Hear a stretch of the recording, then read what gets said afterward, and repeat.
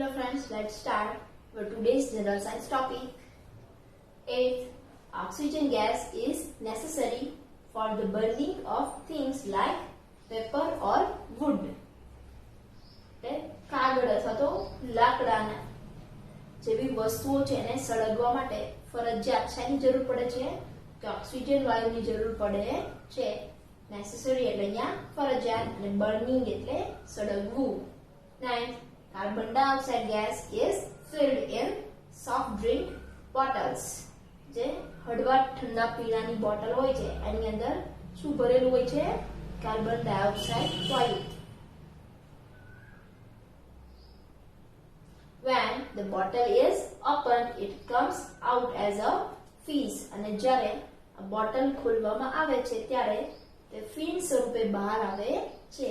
અહીંયા ફીઝ એટલે ફીણ.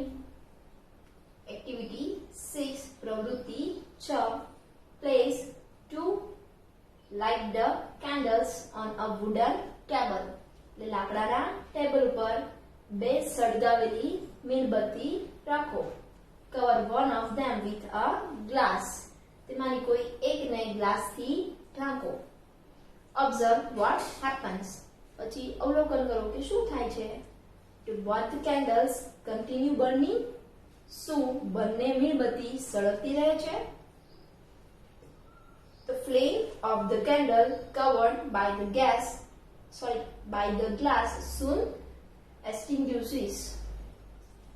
એટલે એ મીણબત્તી કે જેને તમે ગ્લાસથી ઢાંકી છે એની જ્યોત છે એ બુઝાઈ જાય છે. Air supply is cut off when one of the lighted candles is covered with the glass. તો જે હવાનો પુરવઠો છે એ જ્યારે તમે સળગતી મીણબત્તી છે એના ઉપર કાચનો ગ્લાસ મૂકો ત્યારે એને હવાનો પુરવઠો મળતો બંધ થઈ જાય છે. This candle uses oxygen trapped inside the glass to burn. અને આ મીણબત્તી ગ્લાસની અંદર રહેલી હવા છે હવામાં જે ઓક્સિજન છે એનો ઉપયોગ કરે છે. Once the oxygen is used up અને ગ્લાસની અંદર પણ જેટલું ઓક્સિજન છે એ વપરાઈ જાય પછી the flame extinguishes. તો જ્યોત છે એ બુઝાઈ જાય છે. While the uncovered candle continues to burn. જ્યારે ખુલ્લી મીણબત્તી છે એ સળગતી રહે છે. This shows that oxygen has helped the candle to burn. આ બતાવે છે કે ઓક્સિજન મીણબત્તીને સળગવામાં મદદ કરે છે. Seeing this image.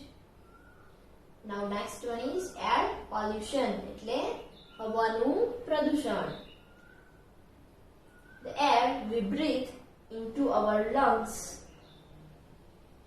Breath goes into our lungs.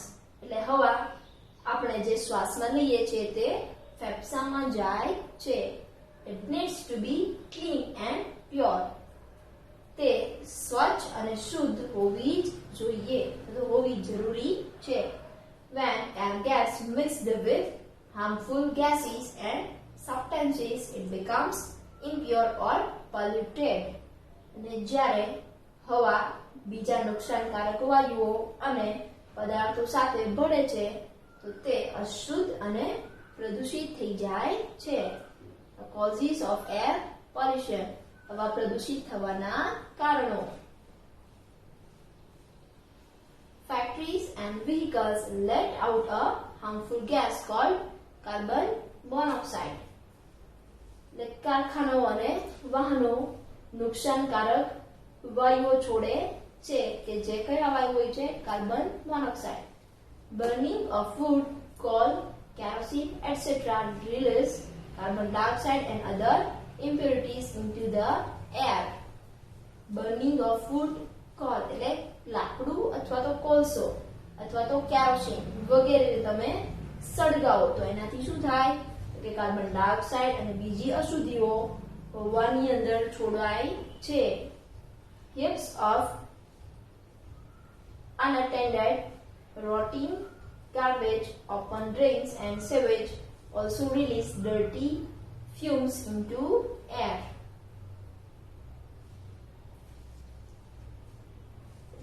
ખુલ્લા કચરાના જે ઢગલા પડ્યા છે એ સડેલા કચરા, પછી ખુલ્લી ગટરો અને મળમૂત્ર, આ બધાની જે ગંદી સ્મેલ અને ધુમાડા છે એ હવાની અંદર છોડાય છે.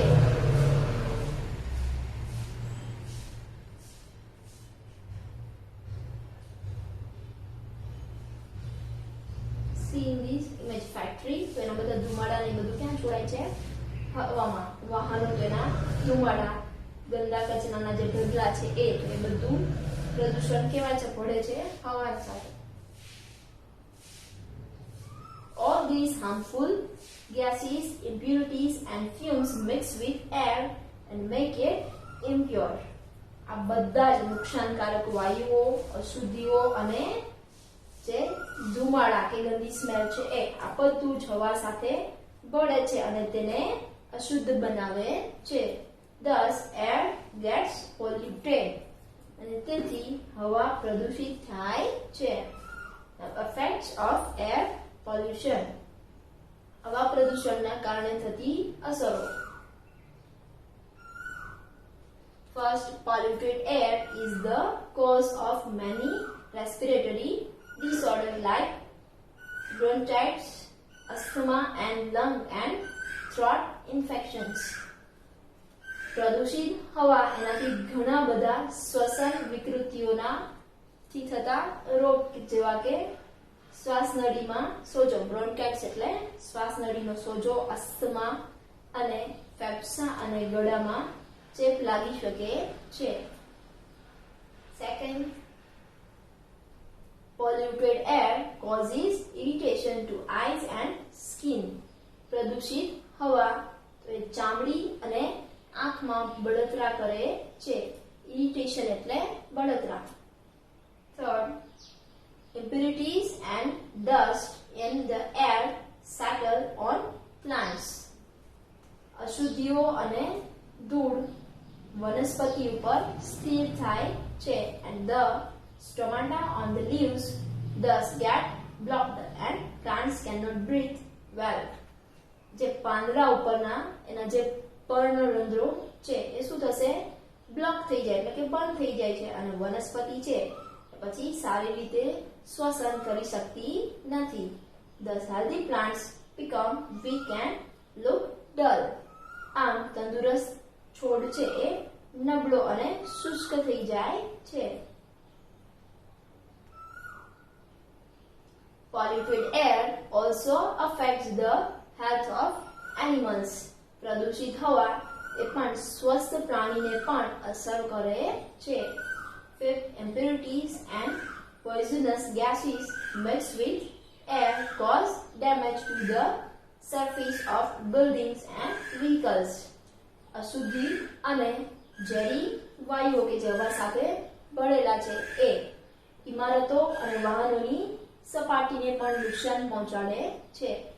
બિલ્ડિંગ્સ એટલે ઇમારતો. Next one is preventing air pollution, એટલે હવાનું પ્રદૂષણ અટકાવવા. First, factories and industries, એટલે કારખાના અને ઉદ્યોગો. Industries એટલે ઉદ્યોગો. Factories should be set up outside city limits and their chimneys must be tall enough to release the gases and smoke high up so as to minimize their harmful effects.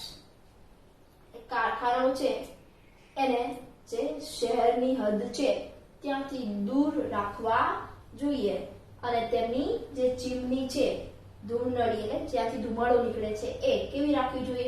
બહુ ઊંચી રાખવી જોઈએ કે જેથી એમાંથી વાયુ અને ધુમાડા છે એ ઉપર છોડવામાં આવે તો નુકસાન છે આપણે ઘટાડી શકીએ.